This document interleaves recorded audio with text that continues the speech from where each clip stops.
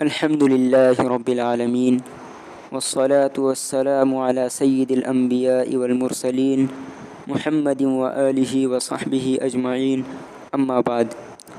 محترم سامعین کرام، نبی کریم صلی اللہ علیہ وسلم نے ذوالحجہ کے پہلے عشرے کی فضیلت بیان کرتے ہوئے ارشاد فرمایا، جس کا مفہوم یہ ہے کہ اللہ تبارک و تعالیٰ کو ان 10 دنوں میں جتنے اعمال صالحہ محبوب ہیں اتنے اور کسی دنوں میں محبوب نہیں ہیں۔ یعنی ان ایام میں اللہ رب العزت چاہتے ہیں کہ بندے اعمال صالحہ خوب کریں، اسی لیے یہ ایام بڑی برکت اور بڑی فضیلت کے حامل ہیں۔ چنانچہ ان ایام میں ایک دن کا روزہ رکھنا 1 سال کے روزے رکھنے کے برابر ہے، اور رات کو قیام کرنا، رات کو عبادت کرنا گویا شب قدر میں عبادت کرنے کے برابر ہے۔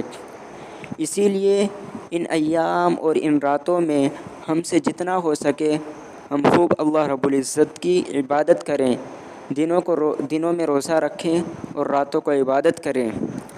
اس کے بعد جو نمبر آتا ہے وہ قربانی کا نمبر آتا ہے، یعنی 10 ذی الحجہ سے قربانی کے ایام شروع ہو جاتے ہیں اور ان ایام میں ہم قربانی کرتے ہیں۔ تو اس لیے ہمیں قربانی کی فضیلت کیا ہے وہ معلوم ہونا چاہیے، کیونکہ ہم قربانی تو کرتے ہیں لیکن ہمیں یہ معلوم نہیں ہوتا کہ اللہ رب العزت اس پر کیا دینے والے ہیں۔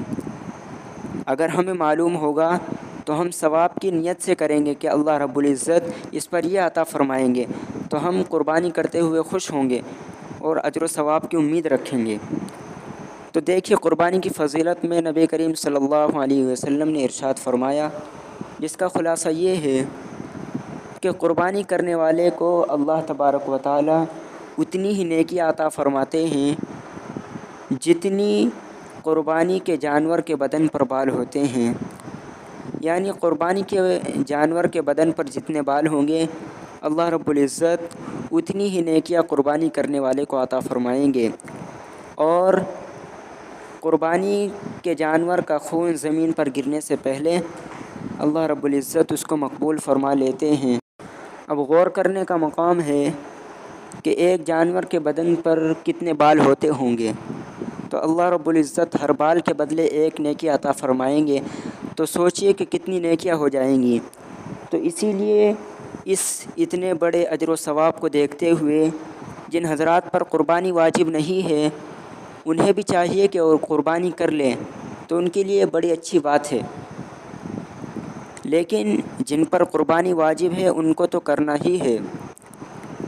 اب رہا مسئلہ یہ کہ کیا ہم قربانی کی جگہ صدقہ و خیرات کر سکتے ہیں؟ تو دیکھیے، ہر چیز کا ایک محل اور جگہ ہوتی ہے اور اس کا ایک وقت ہوتا ہے۔ اس وقت میں وہی عبادت کر سکتے ہیں، اس کی جگہ دوسری عبادت نہیں کر سکتے۔ اب مثال کے طور پر رمضان کا مہینہ ہو اور کوئی یہ کہے کہ بھائی میں روزہ نہیں رکھتا، روزے کی جگہ نماز پڑھ لیتا ہوں، تو کیا یہ اس کا کام صحیح ہے؟ اس کو ایک مثال سے سمجھیے کہ آپ نے ایک نوکر کو رکھا تاکہ وہ آپ کے گھر کا کھانا پکائے، آپ کے لیے کھانا پکائے، اور آپ اس کو گھر میں چھوڑ کر باہر چلے گئے، کھانا پکانے کے لیے اس کو چھوڑ دیا۔ اب اس نے کیا کام کیا؟ کھانا تو بنایا نہیں لیکن گھر کی صاف صفائی میں مشغول ہو گیا، یعنی گھر کو صاف شفاف کر دیا کہ گھر بالکل شیشے کی طرح چمکنے لگا۔ اب جب وہ مالک آ کر دیکھے گا تو بڑا خوش ہوگا کہ واہ، تو نے تو گھر اتنا چمکا دیا کہ شیشے کی طرح چمک رہا ہے۔ لیکن جب اس کو معلوم ہوگا کہ اس نے کھانا تو پکایا ہی نہیں تو وہ ناراض ہوگا۔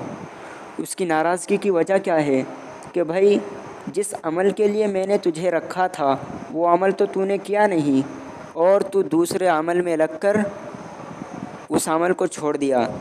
تو بالکل اسی طرح اگر ہم صدقہ کرتے ہیں تو یقیناً صدقے کا ثواب ہم کو ملے گا، لیکن قربانی نہ کرنے کی وجہ سے قیامت کے دن قربانی نہ کرنے کا مطالبہ ہوگا۔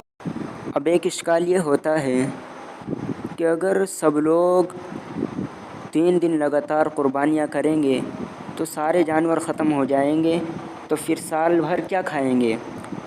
تو دیکھیے اللہ رب العزت کا اصول اور قانون ہے کہ جو چیز جتنی زیادہ لگتی ہے اس کی پیداوار کو اتنا ہی بڑھا دیتے ہیں۔ چنانچہ اگر ہم غور کریں تو پہلے زمانے میں لوگ بہت قربانیاں کرتے تھے، یہاں تک کہ ایک آدمی 100 اونٹ کو ذبح کرتا تھا۔ خود ایک مرتبہ نبی کریم صلی اللہ علیہ وسلم نے 100 اونٹ کو ذبح فرمایا، لیکن اس کے بعد بھی ایسا کچھ سننے میں نہیں آیا کہ جانوروں میں قلت ہو گئی، جانور ختم ہو گئے۔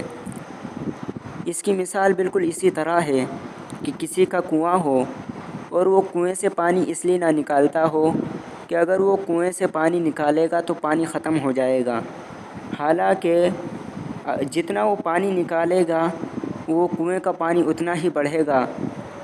تو بالکل اسی طرح اس کی مثال ہے کہ قربانی اگر کریں گے تو جانور ختم ہو جائیں گے۔ امید ہے کہ آپ کو اچھی طرح بات سمجھ میں آ گئی ہوگی۔ وآخر دعوانا ان الحمد للہ رب العالمین۔